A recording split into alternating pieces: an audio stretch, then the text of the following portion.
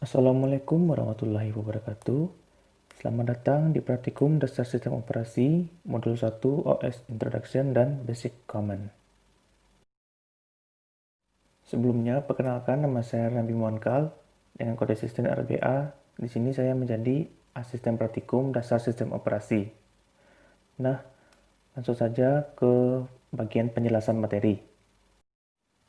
Sistem operasi atau operating system adalah salah satu perangkat lunak atau software yang bertanggung jawab mengatur atau mengontrol kerja perangkat keras atau hardware, dan menjalankan aplikasi atau software di dalam suatu sistem komputer. Dengan kata lain, sistem operasi adalah sistem yang mengendalikan operasi dasar dan memastikan sistem dalam komputer dapat berjalan dengan semestinya. Selanjutnya yaitu macam-macam OS. Yang pertama adalah Unix. Unix yaitu sebuah sistem operasi komputer yang diawali dari Project Multics pada tahun 1965 yang dilakukan oleh American Telephone and Telegraph, General Electric, dan Institut Teknologi Massachusetts. Unix didesain sebagai sistem operasi yang portable, multitasking, dan multi-user. Terdapat beberapa sistem operasi yang berbasis Unix, yaitu seperti Ubuntu, Debian, Linux, Kali Linux, dan lain-lain. Selanjutnya yang kedua yaitu Linux. Linux merupakan salah satu operating system. Sama seperti Windows atau sistem operasi lainnya, Linux merupakan sistem operasi yang open source. Yang artinya, dengan Linux kita bisa melihat source code, bisa melakukan modifikasi, dan bisa dikembangkan oleh siapa saja. Yang ketiga yaitu CentOS atau CentOS. CentOS adalah sistem operasi yang didasari oleh Red Hat Enterprise Linux. Kepanjangan dari sistem operasi CentOS yaitu Community Enterprise Operating System. Sistem operasi ini merupakan salah satu distribusi Linux open source sebagai bentuk usaha dalam penyediaan platform komputasi berkelas enterprise yang memiliki sepenuhnya kompatibilitas kode biner dengan kode sumber yang menjadi induknya, yang sumbernya berasal dari Red Hat Enterprise Linux. User Interface merupakan bentuk tampilan grafis yang berhubungan langsung dengan pengguna. Interface berfungsi untuk menghubungkan antara pengguna dengan sistem operasi, sehingga komputer tersebut bisa digunakan. Terdapat dua user interface. Yang pertama adalah GUI.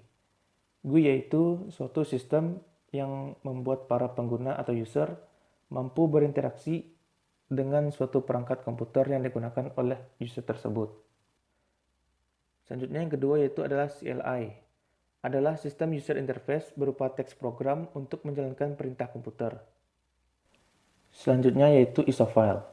ISO file merupakan sebuah format file yang dapat menampung data dalam bentuk gambaran dari CD atau DVD, serta bisa disimpan dalam bentuk digital. File ISO disebut juga dengan istilah CD atau DVD image. Tujuan dari penggunaan file ISO yaitu untuk mempermudah pendistribusian atau melakukan pengarsipan suatu CD atau DVD tanpa harus menggunakan CD atau DVD secara fisik. VMware Workstation adalah suatu perangkat lunak yang dapat menciptakan atau mensimulasikan PC baru yang disebut mesin virtual. VMware dapat digunakan untuk membuat virtualisasi server, komputer, sistem operasi, storage device, aplikasi, networks, dan sebagainya. Selanjutnya yaitu terminal. Terminal merupakan sebuah bentuk command prompt. Terminal bisa membantu dalam mengontrol file, membuat folder, membuat akses, merubah akses ataupun membaca, membuat, merubah file, dan fungsi lainnya. Nah, kegunaan dari terminal yaitu sebagai perampan berkas. Kemudian file system merupakan salah satu metode penyimpanan dan metode yang bisa mengorganisir data atau file pada komputer. Pada file system, tersedia aturan dan tata cara penyimpanan data dan program yang dimiliki oleh sebuah sistem operasi serta seluruh user dari sistem komputer tersebut. File management. Untuk dapat mendapatkan akses root dengan menggunakan user lain, yang tidak memiliki akses root pada terminal CentOS dapat menghentikan komen su, lalu enter. Lalu masukkan password dari rootnya, lalu tekan enter. Jika tanda $, sudah berubah menjadi tanda pagar, yang mana menandakan Anda sedang berada di user root, maka sudah berhasil berpindah dari user biasa ke user root. Kemudian, perintah-perintah dasar yang sering digunakan di dalam sistem operasi. Di antara lainnya yaitu ada ls yang berfungsi menampilkan list pada data suatu direktori, kemudian cd yang berfungsi pindah direktori, selanjutnya mkdir yaitu membuat direktori baru, rm untuk menghapus file, rmdir untuk menghapus direktori, dan masih banyak lainnya.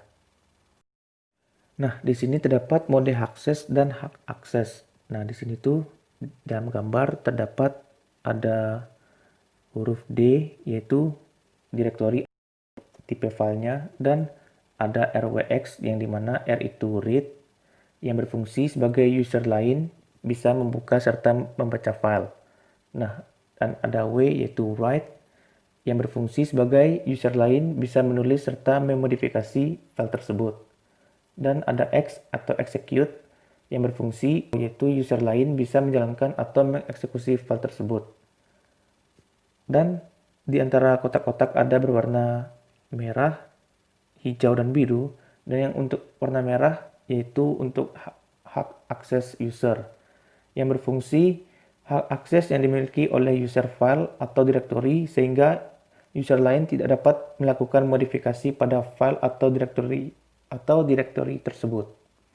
Nah, untuk yang berwarna hijau, hak akses group yang berfungsi hak akses yang dimiliki oleh suatu grup tempat user berada. Nah, yang terakhir yang warna biru yaitu hak akses other, yaitu hak akses yang dimiliki setiap user selain pemilik file atau direktori. Kemudian ada notasi RWX. Untuk memasukkan mode akses ke dalam perintah, maka kita menggunakan mode numerik sebagai pengganti dari notasi-notasi tersebut. Dan contoh di nomor 7, di mana kita jumlahkan kan ada read sama dengan 4, write sama dengan 2, dan execute sama dengan 1, di mana menjadi RWX. Nah, untuk membuat komennya yaitu chmod u plus rwx, g plus rwx, o plus rwx ke spasi tujuan atau file yang kita inginkan, seperti home/sysop/sysjarlab.txt. User management adalah suatu mekanisme atau langkah-langkah untuk mengatur penggunaan user. Salah satunya yaitu menambahkan user dengan user add, dengan komen user add spasi nama user yang kita inginkan. Setelah itu, ketikkan komen passwd untuk memasukkan password ke user baru, dengan komen passwd spasi nama user yang kita inginkan. Selanjutnya yaitu ada menghapus user dengan userdel, dengan komen userdel spasi -r spasi nama user yang kita telah buat, atau sudo spasi userdel spasi -r spasi nama user yang kita telah buat tadi. Sekian penjelasan dari saya. Jika ada kata-kata saya yang salah, mohon dimaafkan. Dan bagi teman-teman yang kepo tentang Sysjar, bisa lihat line dan Instagram kami di dalam video ini. Dan bisa juga teman-teman nantinya berkunjung di C205 yaitu markas besar Sysjar. Demikian dari saya. Terima kasih. Sampai jumpa di praktikum selanjutnya. Wassalamualaikum warahmatullahi wabarakatuh.